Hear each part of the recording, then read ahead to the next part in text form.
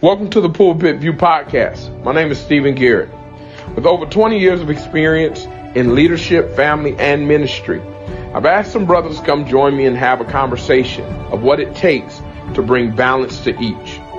Why don't you join me on this journey? Let's go.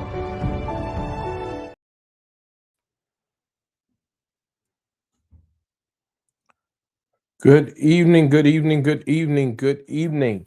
Hope you have had a beautiful start of the year. Let me know as you come in if you can hear me. Hope everything is going well. I am grateful that you made it over into a whole nother year. We're excited to have you on the first episode for this year, 2026, of the Pulpit View. Some exciting things are ahead. And as we are preparing to go into this year, I want to challenge you to really give your best this year and not to let anything hold you back or keep you from going after your goals and your passions this year. So tonight, as we're getting ready to go live, as we're excited about what's going on, we got a couple of housekeeping things to do. And then we're diving into this conversation tonight because I think it's going to be very helpful to us. I think it's going to be a blessing to those that are in need of those conversations that some aren't willing to have. And so tonight, as we are diving in, we just want to make sure that we give you a moment to come in. And here it is, to share with somebody, because I think this is going to be a blessing for us tonight. Tonight, I want to talk about this idea. Of how are you going into 2026, and are you protecting yourself from work overload? One of the struggles that I've seen, talking as a fatherhood coordinator and dealing with other pastors, being in the unique privilege of being the sounding board for a lot of leaders, is discovering that many of us carry over problems from last year into the new year. One of the things that we always say as we close out the year is this year is going to be the year of this, the year of that. We have these resolutions, these promises that we're making ourselves, and we talk about how we're not going to carry over problems, struggles, issues into the new year. But the truth of the matter is, if you are a leader, you know that it's almost impossible to not carry some of the struggles that you dealt with in 2025 into 2006. Let me share with you a few of my things, and then we'll dive into it tonight. As we're going into 2026, one of the main things that's still on my mind is how we are going to equip the body of Christ where I serve to not just lead with a spirit of excellence, but lead with a spirit of unification. This is something that we're working on from last year, that we're going to be working on this year. There are some goals that were set in 2025 that were not accomplished in 2025, but that does not mean that they end because 2025 has ended.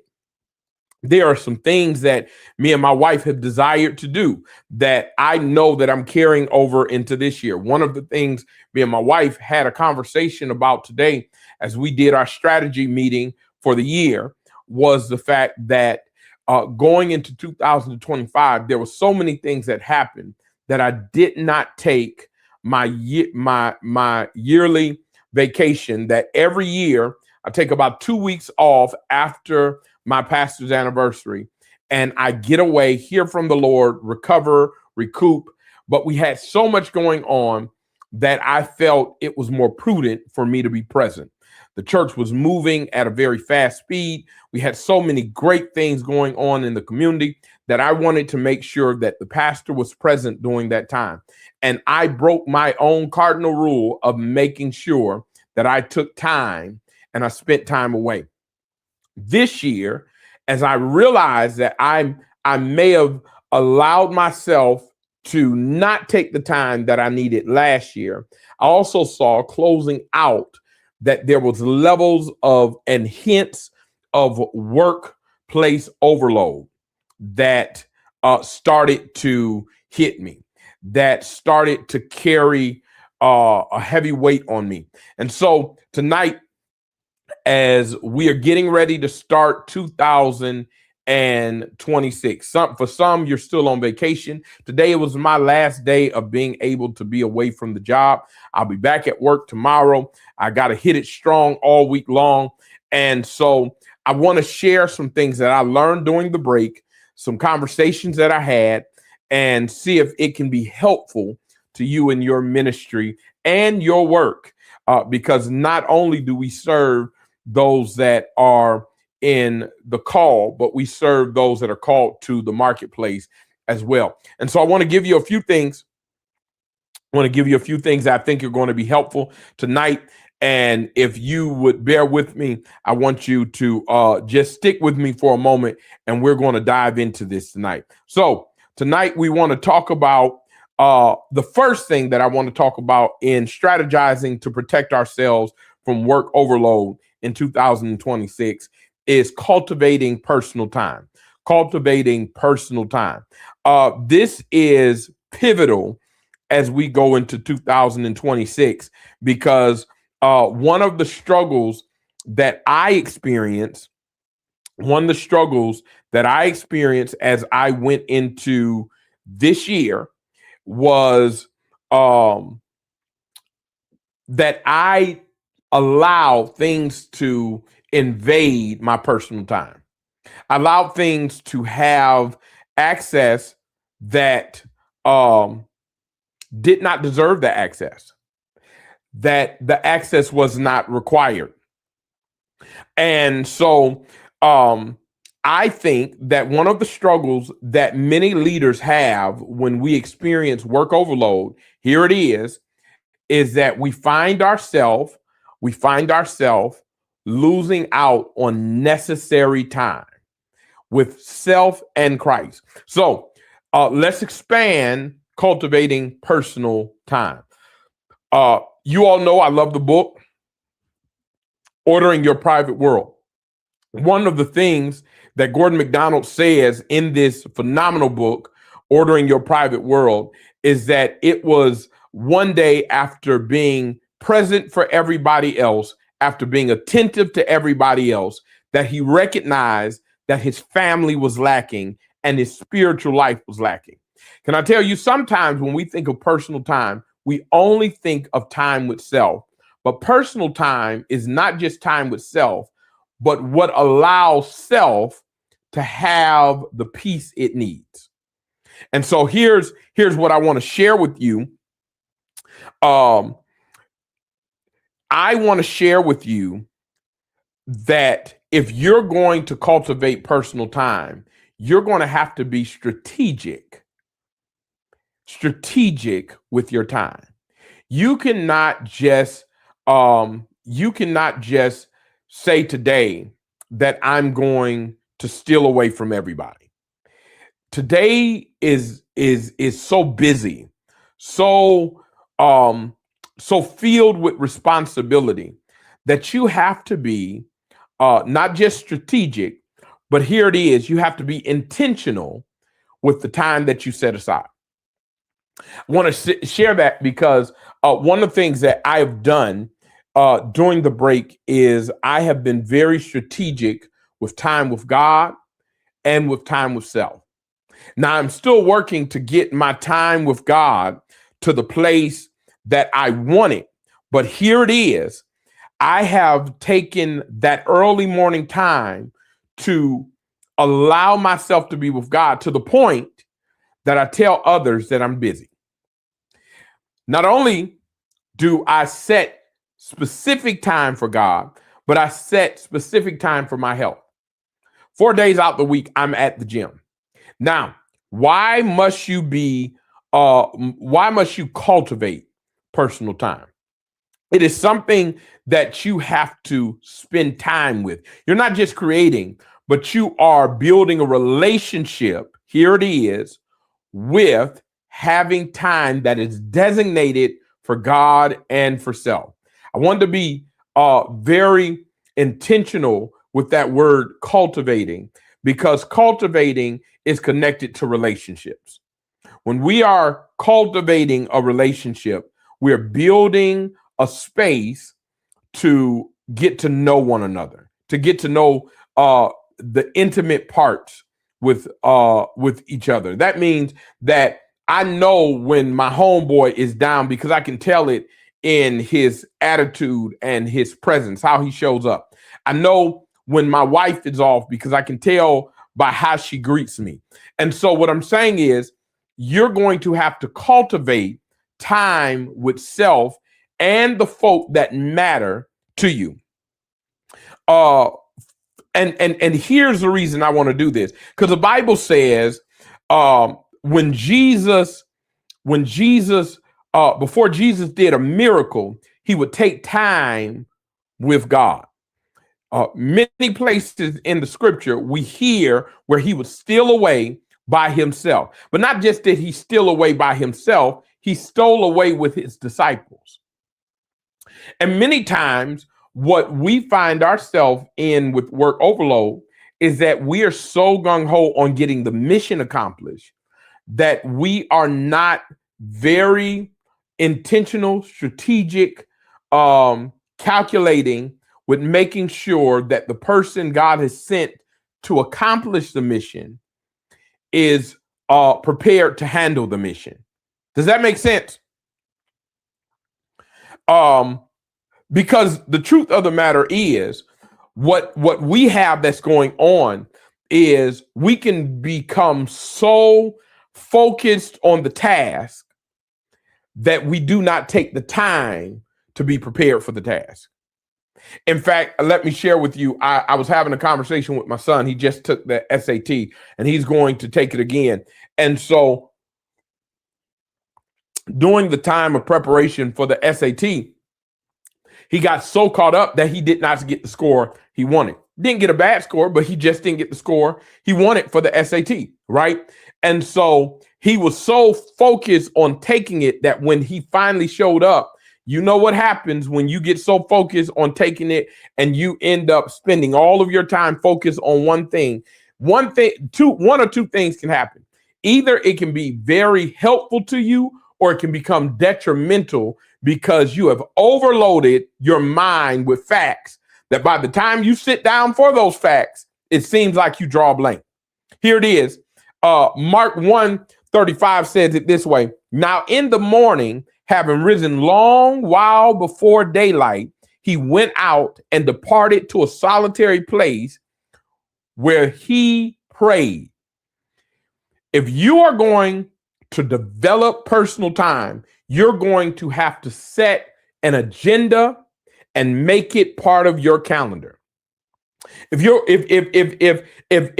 understand the value of making God not just priority, but making him part of your schedule, I need you to put fire in the chat, because the truth of the matter is most of us treat God as if he's an option when it comes to personal time. We treat him as if he is something that shows up only when, hear me, when problems show up. Can I tell you where I came to this conclusion and why I'm so big on this in 2026? Because last year was very hard. For many of you, it was hard. We had to deal with new regime in the White House. We had to deal with budget cuts to important factions within our community. If you're a pastor, you're serving congregation that were impacted by the furlough, and you're trying to figure out What's the next step? Making sure that you're providing properly, all of these things that you're trying to do. And here's the problem. You didn't have the answer. And so many of us came in prayer to the Lord, searching for the answer, searching for the right words to say. Some of us, because we did not know where the paycheck was coming from, were spending devoted time. And here it is. You found yourself prioritizing God because of the problem. And what I want to challenge you is I want to challenge you to cultivate personal time with God before there's a problem. Work overload happens because, can I be honest? Most work overload happens because we have bad management skills. Most work overload happens. We get behind. Can I tell you, I started off as an architect major. One of the main things known for architect majors were that they were procrastinators, because our creative juices do not flow until we've spent some time in deadlines. We work great in deadlines. Here's the problem. Here's the problem with that. I had one of my classmates. He was never a procrastinator. I didn't know how he did it. He'd be in, and when all of us are coming to the lab, he'd be finishing up, always with a phenomenal piece. Well, I discovered that he had several jobs. He was doing this. So to us, what wasn't procrastination, what was discipline, was really juggling more than he could handle. And this is what he stated with me, that the reason he had to get done early was because he had so much that he had responsibility over. And I want to tell you something. Some of us, we're having struggles with personal time. We're having struggles because we have poor time management skill. And I'm here to tell you, I still suffer with it, and I'm telling you about it. I'm getting better with it. I have placed intentional things. My reading has shifted. My day-to-day walk has shifted because I'm getting better with my time management. But I had to get better with my time management. Here it is, so I could become better at cultivating personal time with the Lord. I got tired. Let me just say it. I got tired of making God an option. Because I realized I didn't want him to make me an option. I wanted to be priority. And here it is. I'm not telling you cultivating personal time is going to make you a priority in God. But what I'm telling you is this. There are some friends that when they call, I answer immediately. But then there are other friends that I know, or acquaintances that I know the only reason I'm getting a call is because they need something. And I felt, how would that make me feel? That the only time that I'm calling on you is when I need something. So cultivating personal time is not just about getting away for self, but it's about making sure that you're intentional about spending time with God. Here's the next thing, because I won't be on here long tonight.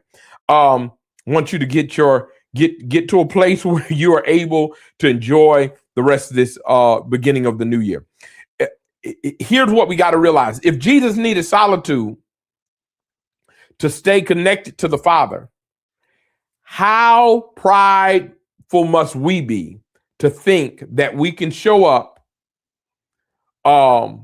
every now and then and have the same impact?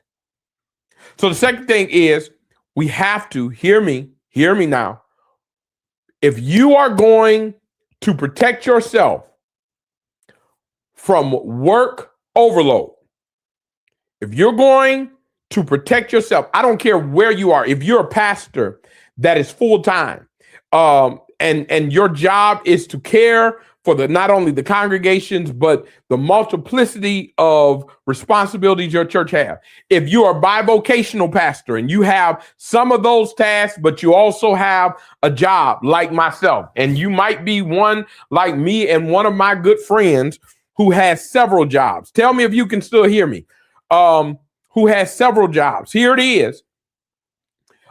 You have all these responsibilities that are before you. And you're saying to yourself, how do I handle this? How do I handle this? How do I handle this? How do I handle having so much responsibility? And it seems like I'm getting ready to burn out. I want to protect you from going through things that I've suffered. Here it is. Here it is. You have to create boundaries. You must. Let me not say you just have to, because have to sounds like you got a choice still. You must create boundaries in this season if you don't want to experience overload or burnout. It's necessary. It's necessary. Here it is. Moses' father-in-law may have been the best person in this. Jethro's advice to him was this. He said, the thing that you do is not good. Both you and these people who are with you will surely wear yourselves out. This is Exodus 17 through 18, where he is talking to Moses because Moses has told everyone to come to him with all their problems. And what happened is when Moses opened it up, guess what? Everyone came. And Jethro tells him, this is what I want you to do. This is the wisdom that I want to share with you, and seek the Lord. That's what Moses does. He says, separate them. Out of the 12 tribes, I need you to select these many folk for this, these many folk for this, and these many folk report back to you. And it says that it was blessed. Can I tell you, not everyone should have. I'm about to mess somebody up, because this is not going to be a fan favorite. If you are a pastor, not everyone should have access to you on a regular basis. I'm just going to be honest with you. I'm not even an advocate for armor bearers. I don't think there's nothing wrong with armor bearers, but I'm not one that pushes armor bearers. But I will tell you, I think every church needs to have some members that know the folk that are draining in the church and protect the pastor from those who are draining. Every organization should have people in position that knows what problems should not be brought to the CEO because they can be handled on the lower level. It's tiers to this thing. There are certain things, can I be honest? There are certain things my wife does not let touch my ear. There's certain conversations. She said, don't you bother your father with that. He has too many things that he's worried about right now. And there are certain conversations that I protect her from. Why? Because we have to do better at guarding one another. I'll share it this way. My wife, her workout and my workout are almost sacred to us, right? In the morning, I am leaving every morning at about 6 a.m. to go work out. About 6 a.m. Sometimes I'm late, but most times I'm on time. 6 a.m. I'm out the house. I'm going to meet my trainer. We're at the gym. We're grinding until about 7:30, right? We're getting it. Here's what I'm about to share with you. My wife will not let anyone call me during that time. If I get a call on my cell phone, I know it's valuable. I know it's important for the fact that my wife is not calling that phone unless it's necessary. She has helped me to create a boundary that's necessary. Now, I leave the house to work out. My wife works out at home. She doesn't really like gyms like that, which is just fine. A lot of people don't. I have to help protect her. The other day here, my son was rushing up, mom. And I came out of nowhere because I heard him, and I wasn't even nowhere in the room. And I moved him out of that space so she could enjoy her time. And what I'm trying to share with you is you have to not just create boundaries, but you have to also invite folk in to protect your boundaries. There's some people that understand the boundaries you set and others that will never understand. That's an easy way to weed out who may be eligible for the next season of your life. Some people understand. I've had conversations with deacons of mine. Listen, there's certain times I need to steal away. I need quiet time. They understand and they protect it. What I'm sharing with you is if you don't create the boundaries, hear me, because I fell victim to this. I fell victim to this until I start shifting my mindset. If you don't create your own boundaries, others will cross every boundary. Woo! I'll say it again. If you don't create your own boundaries, others will cross every boundary. What am I trying to tell you? The truth of the matter is, most folk will go as far as you let them. And if you don't have a place where you don't tell them no, then they'll assume it's a yes. They'll assume that you are available. They'll assume that you are present. They'll assume that it doesn't bother you. They'll assume that it is okay. So this year in 2026, we're creating boundaries. We're cultivating private time. Here's the last thing. Catalog your wins. Now I want to give you a scripture for that, creating boundaries. It says, whoever has no rule over his own spirit is like a city broken down without walls. If you don't have boundaries, you are a city inviting others in to your space. Now, hear me. Boundaries are not avoiding responsibility. Boundaries are setting up so you can be present for the responsibilities you have. Here's the last thing and we're done. I got 3 minutes left. Here it is. Not only must you cultivate personal time, create boundaries. Here's the last thing and we're out of here. You got to catalog your wins. I need you to do better at cataloging your wins this year. Listen, I'm not telling you to be boastful. I'm not telling you to be prideful. I'm telling you to write down, journal, and keep in front of you your wins. Here's the reason why. Very few people catalog the losses in life. When you go into many parents' homes and some adult people, you'll see the medals that they won.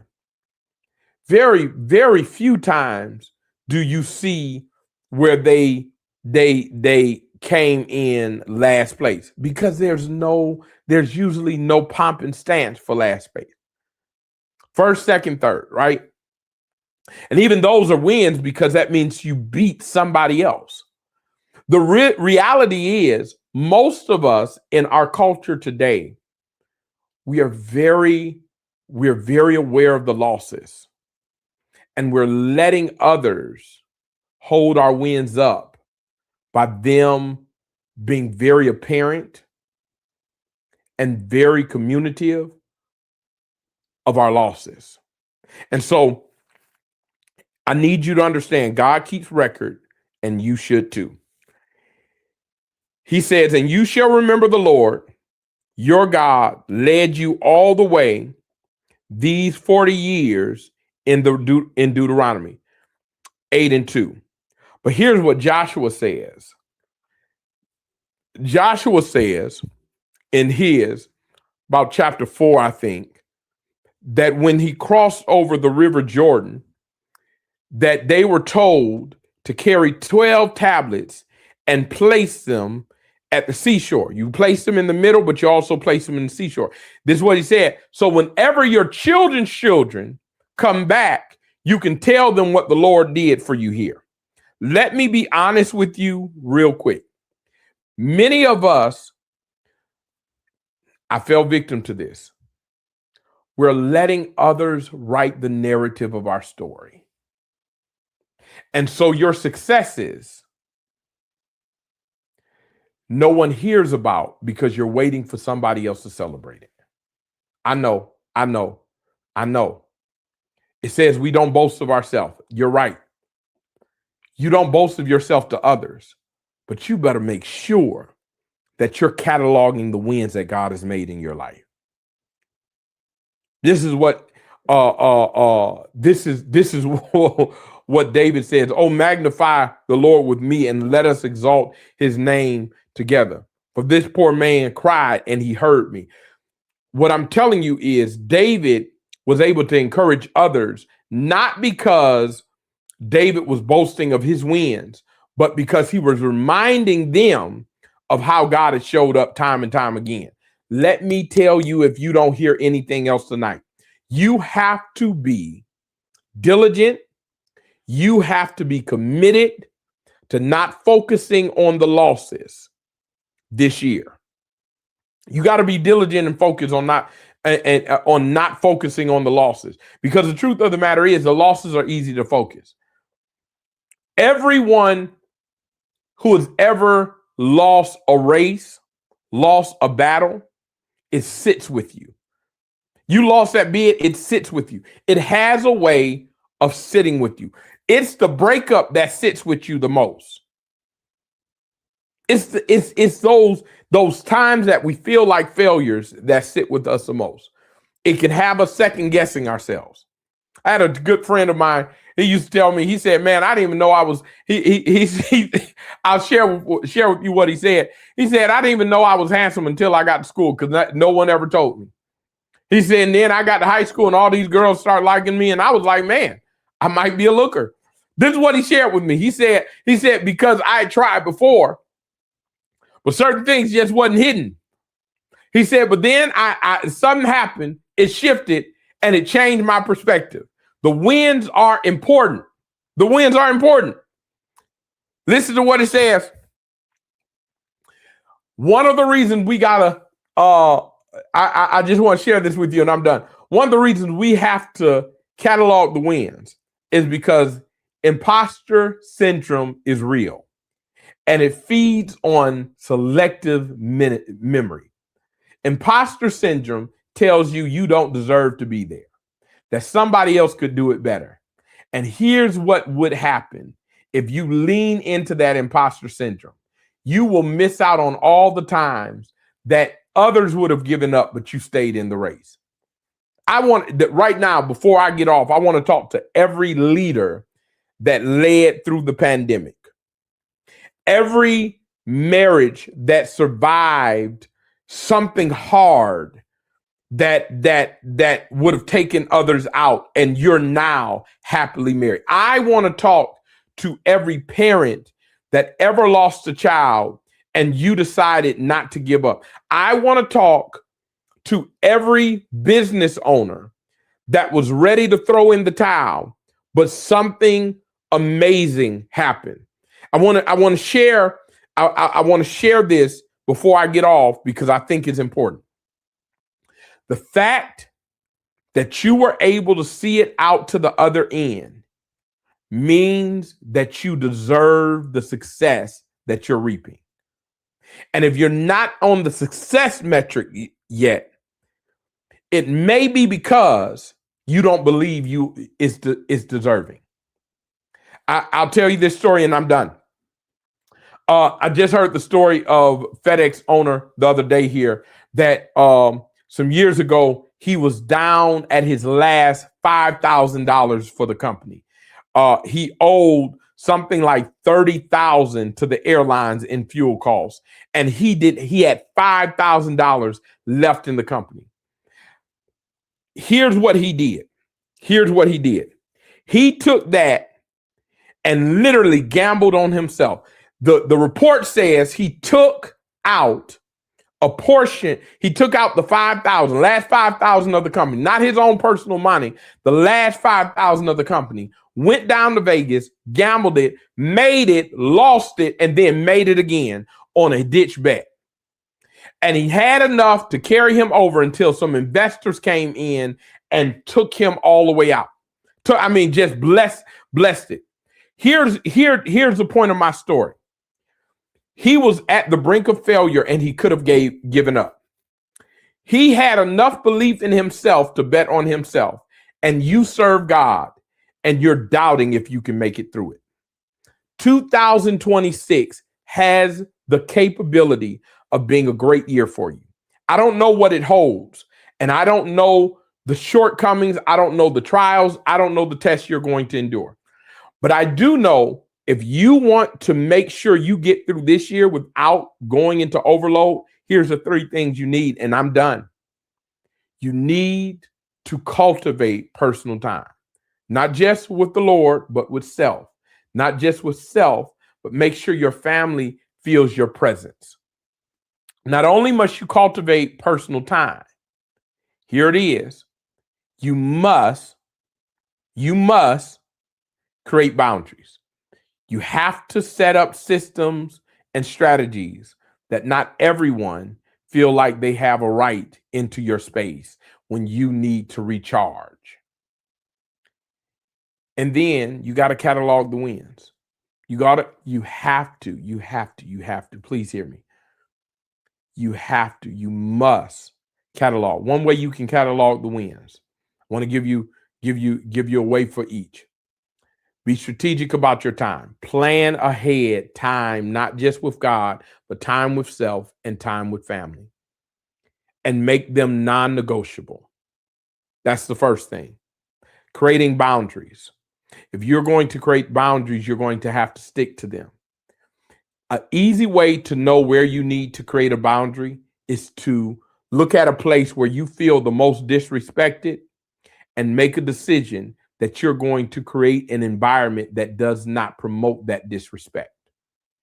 And invite folk in that you trust to help you stand accountable for creating that boundary. And last but not least, cataloging the wins. Start journaling. If you've never journaled, this is a year to journal. For many of us pastors, we write a lot of sermons, but we're poor at journaling. You have to catalog your wins, not just your failures. And make sure that as you're cataloging your wins, you go back and examine that win. So when the failure shows up, because a failure is inevitable, you're going to have times of shortcomings. You're going to have times where it did not work out. But you got to remember that God showed up time and time again. There's been many of times in the Bible where that person felt like God wasn't going to show up. But the testimony is from David, I've been young and I've been old, but I've not yet seen the righteous forsaken. That does not mean David did not have some bad days. It does not mean that he did not have some battles he lost. It meant that the good did outweigh the bad. And so I want to encourage you as we go in 2026. We have some exciting things on the works.